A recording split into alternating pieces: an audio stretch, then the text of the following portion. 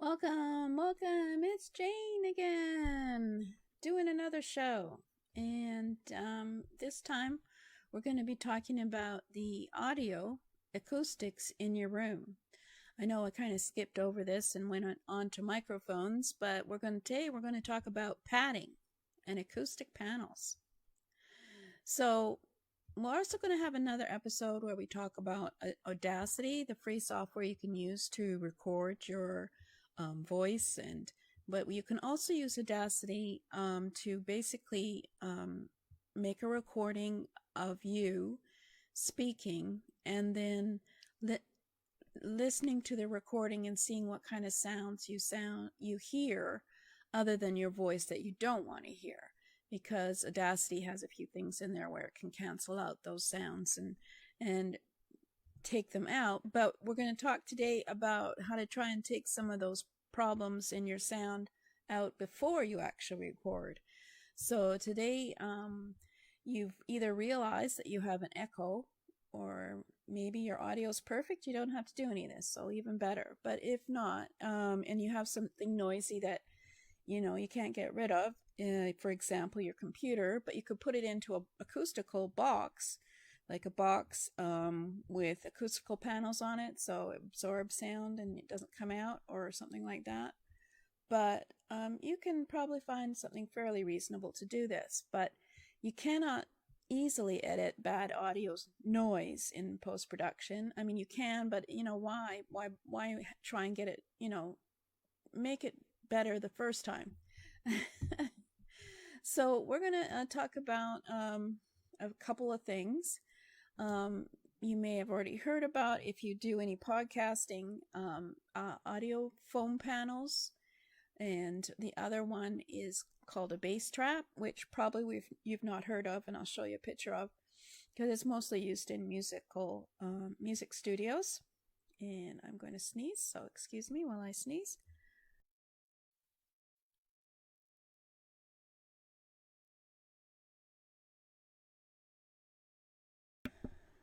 So what are bass traps and phone panels? Well, essentially they do one thing, which is to absorb echo and clean up your reverb in your recording studio.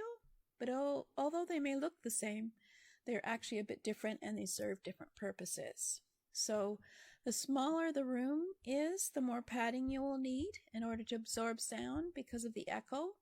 When you speak, your voice and your audio just bounces all over on the walls and comes back to you if it's too small. So we're probably going to have to put up some acoustical panel to reduce the echo, for example. So bass traps are used to filter out or remove the low frequencies or the bass frequencies. Now, it's really depends on what you're building your home studio for. If you're going to record music, for example, traps will help you because they will help you to control the bass frequencies when recording. But also there are bass frequencies in your voice, but generally speaking, for bass traps you would find a lot in recording studios, music recording studios. If you're doing podcast or videos like this, then you may not need bass traps, but you definitely need foam panels. So foam panels are for mid to high frequencies, and bass traps and foam panels can work together, or you can use just either one, but mostly it's used together, and if you don't need it all, well, even better. But if you're not in a recording studio or using musical instruments, you can skip the bass traps and you can just focus on getting foam panels. So we're going to show you some of the what they look like, just so when you're looking in the catalog you can figure that out. So we're looking at having a little bit of a cold, but we're looking at the acoustics for your studio. And for example, these are foam panels that you can get. They're triangular in cross section, and so they absorb sound since they're foam. And here's a picture of a bass trap over on the left in the corner of the room, and those are foam panels adhering to the wall. So bass traps, they're basically is in the corners of the room, is where your walls meet each other, and they're triangular, and so of course they absorb more sound because they're thicker in the middle. And these angles are the ones that reflect the most amount of audio, and it's responsible for serious audio problems sometimes in the corner of the room. So it's always good to put some acoustic panel there, and those are the bass. It's triangular ones are the bass type, which you probably don't need. So if you were to get the bass traps, they'll fit in nicely here, and then 90-degree angle on the wall. They're triangular, but you don't really need bass traps if you think your audio is pretty good when you do your tests and you're not recording music.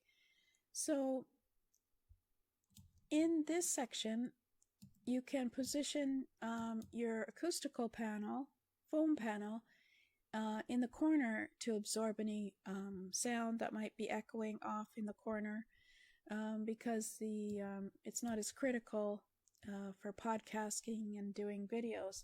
It's basically you can curve it and attach it, and it'll act in a same way, very cost efficient way to do it.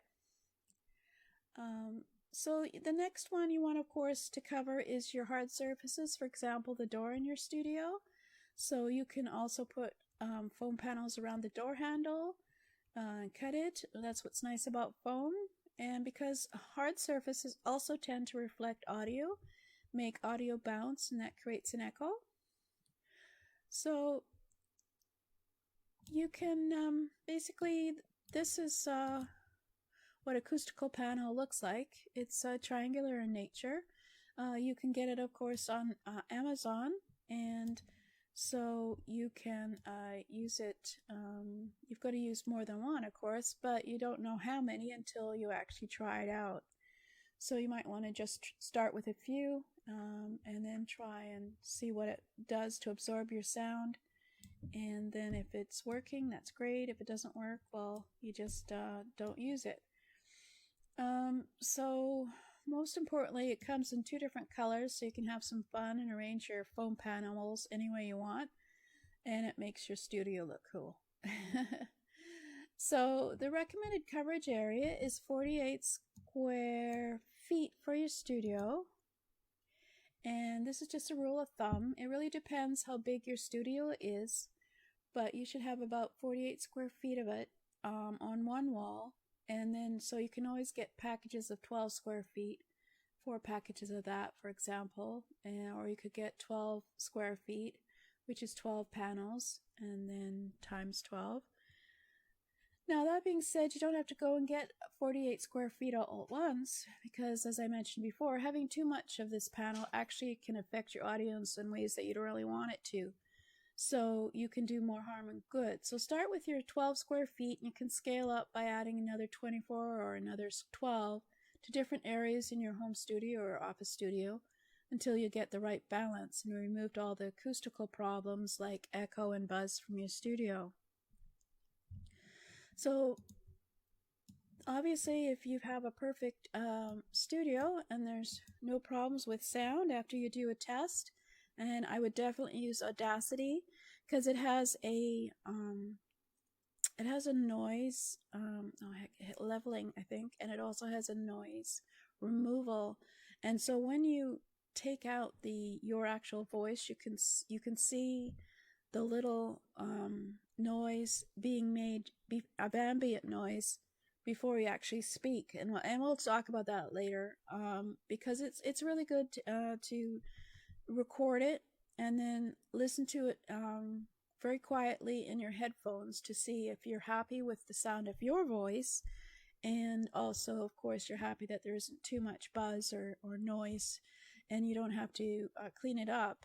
Well, if you want to clean it up, then it'd be worth getting some foam panels for your home studio to set up, and I might order some soon just to try it out. Maybe we'll see what the difference is if I put some foam panel up, if I remove any of the noise. Although basically I found that the microphone, having a good microphone like the Blue Yeti or the Audio Technica, is great for sound that you really don't need to worry too much about not sounding natural. So that's it for today. I'm going to make a note to do one on Audacity, how to install it maybe, and then show you the possibilities of using Audacity for your home studio, as well as, of course, later on you would use other software like Video Editor. But this is a good start. So we've gone through most of the sound possibilities for your studio, and now I think we've done a couple of microphone types, and I think we should probably get on to lighting. That's pretty important. And so my lighting right now is pretty cool, pretty white, and so I have to adjust that and make my face warmer. But that'll be for next time. I'll show you that you have a lot of control inside your webcam that you buy as to changing the colors of your video.